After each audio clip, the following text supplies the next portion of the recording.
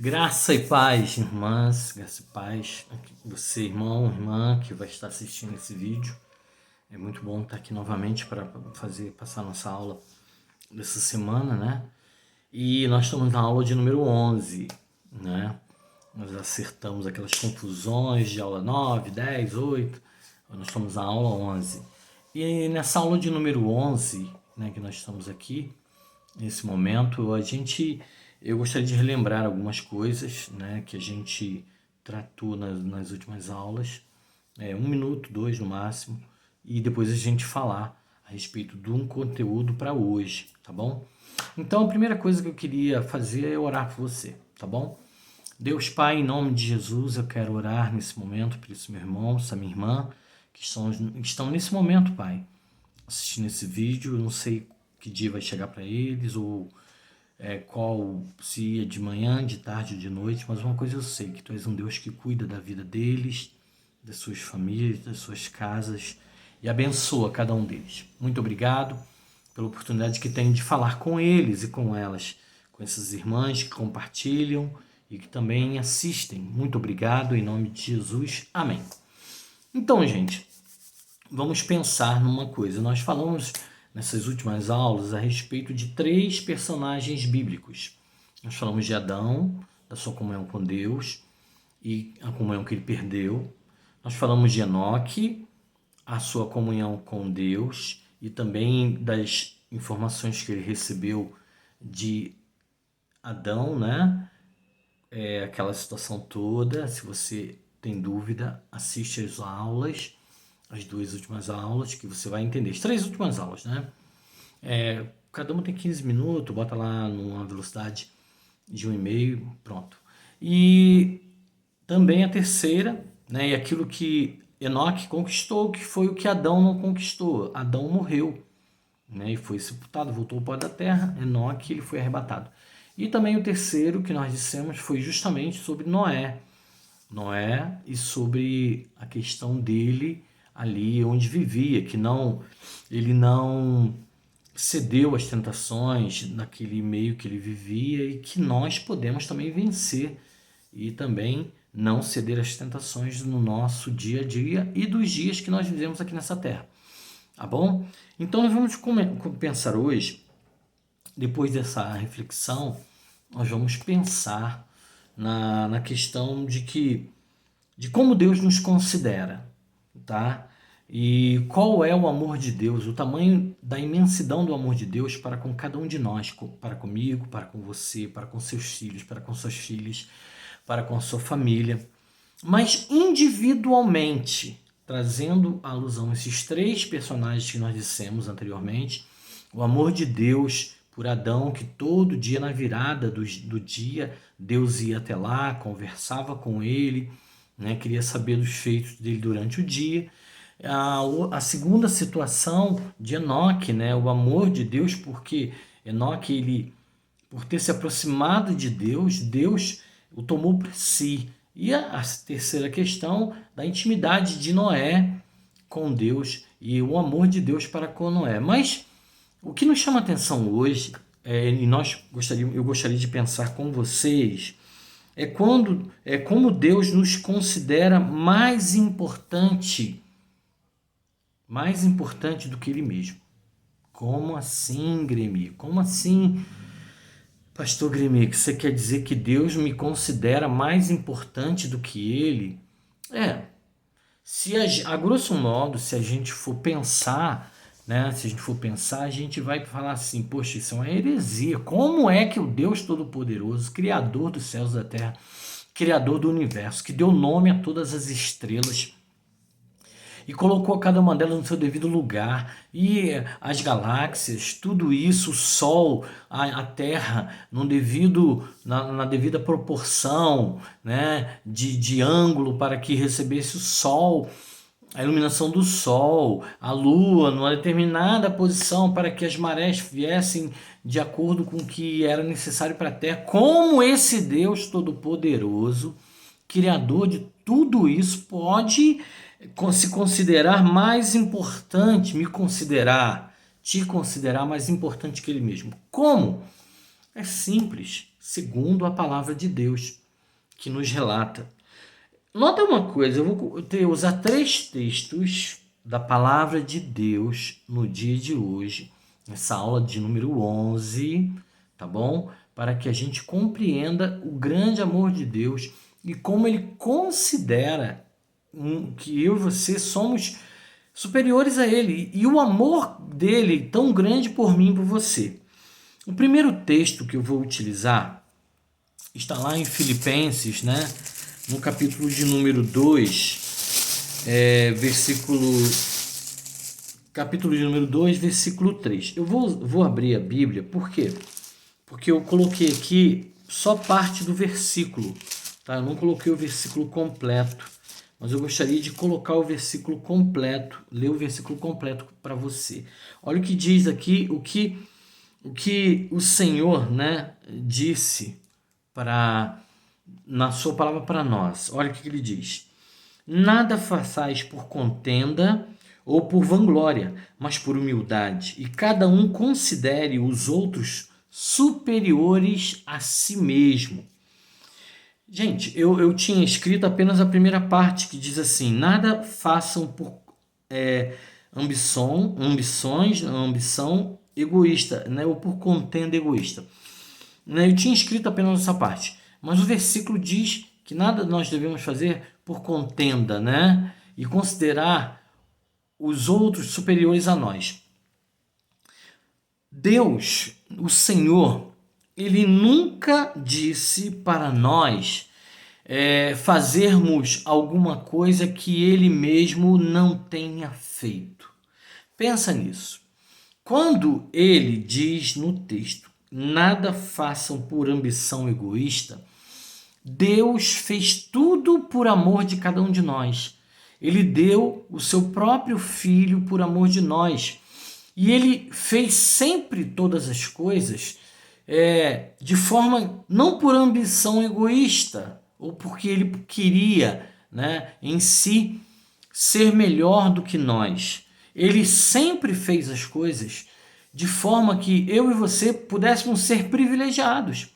E se ele determina que eu e você não venhamos a fazer nada de forma egoísta, por contenda, e considerar os outros maiores do que nós, é porque ele já fez. E tem um segundo texto agora que eu queria que você e eu entendêssemos, para a gente compreender melhor o que Deus fez por nós. Então, Deus espera que tenhamos o mesmo sentimento, o mesmo comportamento que ele teria. Muitas das vezes, muitos lares, muitas casas, muitas famílias, muitos pais se decepcionam com seus filhos, mas se decepcionam porque eles muitas das vezes cobram dos filhos o que eles não realizam. Eles não se dão a ponto de que os filhos observem neles algo, né? E alguém que realmente mereça o comportamento que eles mesmos exigem. Então, muitos pais, muitas famílias têm problemas por causa disso com os filhos. Os pais é a mesma coisa, o caminho. Deus diz que ele é o caminho e que nós devemos andar nesse caminho. Deus diz que nós precisamos meditar na sua lei. Josué, capítulo de 1, versículo 9, diz assim: antes, pois, medita nesse livro, dia e noite, para que te vá bem, né? Para que te vá bem e que você tenha aquilo que você precisa. Josué 1,9. Vamos lá. Diz assim. Josué 1,9. Eu não estava aqui no que eu escrevi, né? Então não tem como. Eu tenho que ir aqui direto na Bíblia para a gente falar corretamente. Diz assim, Josué 1,9. Olha. Não, vamos no 8. Não se aparte da tua boca o livro desta lei, antes medita nele dia e noite, para que tenhas cuidado de fazer conforme tudo quanto nele está escrito, porque então farás prosperar o teu caminho e então prudentemente te conduzirás. Versículo 9. Não te mandei eu? Esforça-te, tem bom ânimo, não pasme nem te espantes, porque o Senhor teu Deus é contigo por onde quer que andares. Ou seja, é no versículo 8 que está escrito isso, né? Que Deus determina que a gente medite no livro dele, na palavra, nas escrituras, dia e noite. Então é essa situação. Então, às vezes os pais querem que os filhos sejam evangélicos, sejam crentes, leiam a Bíblia, mas eles não leem. Eu cobro dos meus filhos para que eles leiam a Bíblia. Cobro também da minha família que leiam a Bíblia. Sabe por quê? Porque eu faço. E é necessário que a gente entenda isso, tá bom? Então esse é o primeiro versículo que diz que o Senhor não faria nada por nós, não faria nada se antes ele não tivesse feito. E ele só fez porque ele nos ama, mais do que ele mesmo. Quer ver o segundo versículo? 2 Pedro capítulo 2, versículo 24, diz o seguinte: ele mesmo levou em seu corpo os nossos pecados sobre o madeiro, a fim de que morrêssemos para os nossos pecados e vivêssemos para a justiça. Por suas feridas vocês foram curados. Então olha só, quem morreu por nós na cruz? Foi você? Fui eu? Não, foi Cristo.